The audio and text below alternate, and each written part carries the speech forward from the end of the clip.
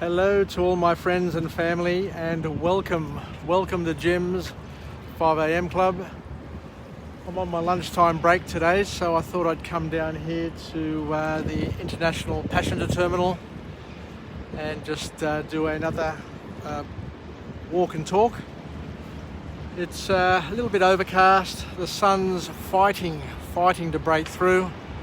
It's sprinkling. It really doesn't know what it wants. But then again, it's summer in Sydney, so we just get or take what we get and get what we take. But what I want to do today is talk to you about a topic which I've got near and dear to my heart. And I'll try and be quick with this one here, just to keep it to under 15 minutes. But the topic that I want to talk about today is about negativity, and today's topic of entitled "You're on a flogging to nothing with negative people." So what I want to do is just go on a bit of a journey and talk about negativity in general, and how you really are on a flogging to nothing when you're trying to deal with and communicate with people who are excessively negative. So I'm not talking about people who are occasionally negative, but there are people who are always negative, and that excessive negativity is something which is overbearing and very, very painful, in fact, for people who have to endure it, live with it, and work with it.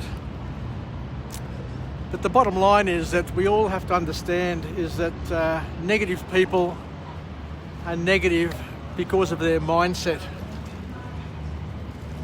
And it's a mindset which is like a Tetris effect.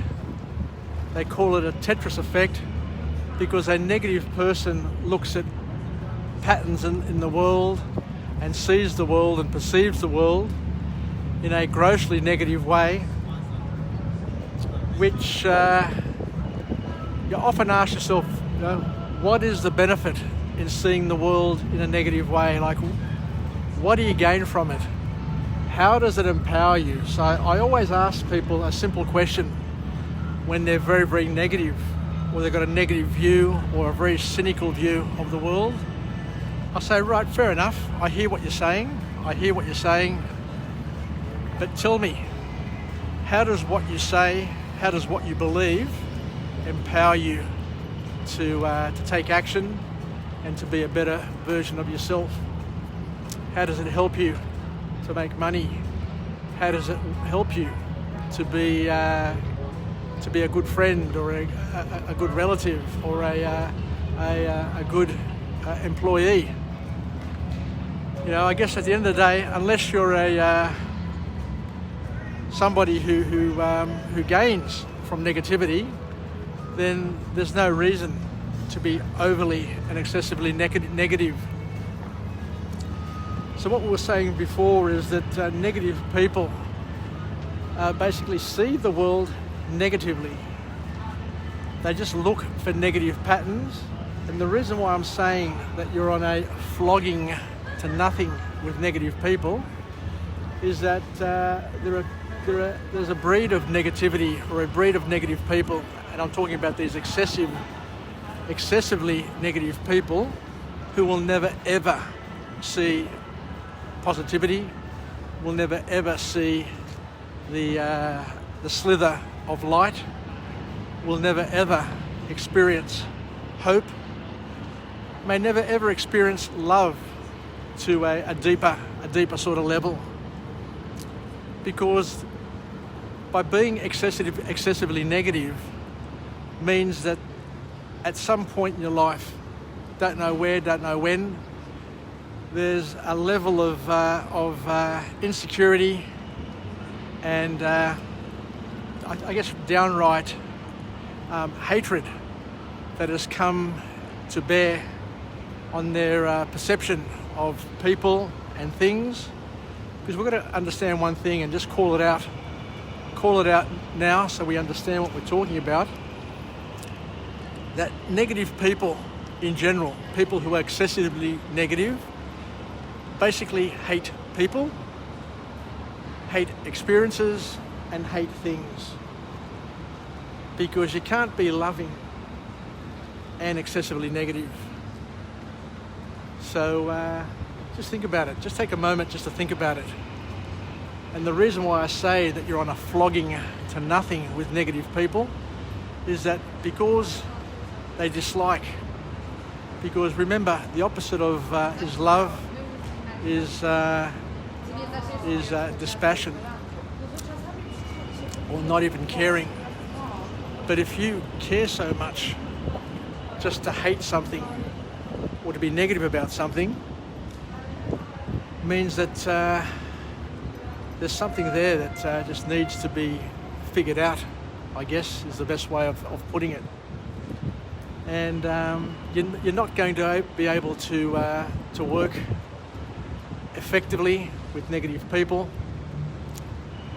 There are times where they could be a help in terms of being the devil's advocate to help us get a better understanding and a deeper understanding of the things, the challenges that we face.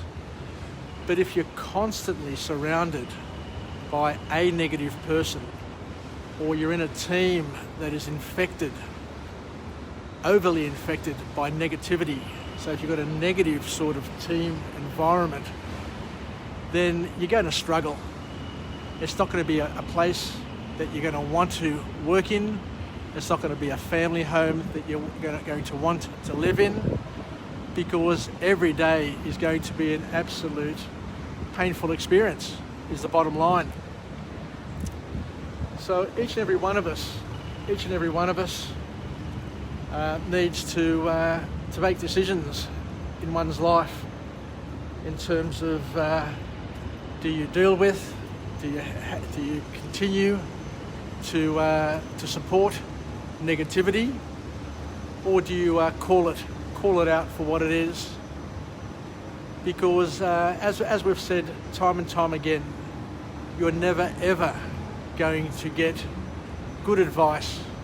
You're never ever going to get actionable advice. You're never ever going to get empowering advice from people who are excessively negative, because their negativity is just focusing on a pattern which they don't agree with, they hate. And you're never ever going to get commitment from a person who is negative, because to a certain extent a lot of the negative people are perfectionists, and they procrastinate, they fear taking action, they fear doing anything because of the possible consequences of people not supporting them, not agreeing with them. I don't know what it is. I'm not a psychologist, and it's not my field of expertise, nor do I want it to be my field of expertise, because, to be truthful, we don't have enough time in our lives to hang out with people who are obsessed with being negative and being disruptive. Anyway, I guess that's probably it for now. It's a really, really deep and painful topic to talk about. But people need to understand that at the end of the day, we all have to take responsibility and accountability for our actions. And that responsibility and accountability also means with the social circle and the people that you choose to hang out with. So I guess at the end of the day, negative people need to be on notice that their negativity is overwhelming, is causing grief, pain and suffering to all of those who are at the receiving end of it. And it's most unwelcomed. Even though people don't tell them to their face that their negativity is unwelcomed, they will find out one day that, and it'll be an abrupt finding out, I guess, is the bottom line, that their negativity is something that other people don't wish to live with. Anyway, let's finish off with a positive affirmation. I'm alive, I'm well, and I feel absolutely great. To my friends and family, stay connected, stay relevant, stay reasonable, and most importantly, be as positive as you can. And being positive doesn't mean that you're naive, doesn't mean that you can't see the problems and the challenges in the world around you. But it does mean that you choose to take a path that will lead to at least an outcome, and hopefully to a positive outcome. Because negativity leads to no path, it leads to no action, and it just leads to a never-ending, descending circle of pain and suffering, which has no end in sight. It's just a cycle of negativity, which once initiated, once catalyzed, it just goes on and on and on, and not only infects the person who is the negative contributor, but also everybody else that person touches across a wide variety of social circles, and a whole lifetime, in fact. But it's never too late. It's never too late for people to change. It's never too late for people to change their mindset, because at the end of the day, we all know that it's possible to change in a heartbeat. And as they say, if you change, the whole world will change for you. If you change to a positive mindset, then there's a whole world of positivity and available to you to celebrate and to enjoy the fruits of that change in heart, change in view, and change in attitude. Anyway, let's finish up with this 5 a.m. club, and I look forward to coming to you again tomorrow at 5 a.m. from another location with another message. And the whole objective of these 5 a.m. clubs is to share our knowledge and hopefully empower each other, and to raise the standard of how we think, what we believe in, and how we behave, to not only improve our individual lives, but also to give hope, to give leadership to other people, to give them courage to be able to grow, develop, change, and rewire themselves, and to reinvent themselves to be the person that they were always meant to be, as opposed to the person who is living in fear because of the fear, the uncertainty and doubt that negative people around them keep on reminding them with. Remember, at the end of the day, what we say to ourselves is our way of hypnotizing ourselves. So make sure that you're hypnotizing yourself in a positive way, so that you can get some positive outcomes, and not only hypnotizing yourself, but hypnotizing those around you with positivity, as opposed to being the negative Nancy, the Debbie Downer, the excessively negative person who just brings catastrophe, pain and suffering to everything they look at, everything they talk about, everything they touch and feel. Take care, yasas, and a very, very deep topic today. But and I'm sorry if I've gone a little bit too deep or a little bit too far that may offend or cause problems.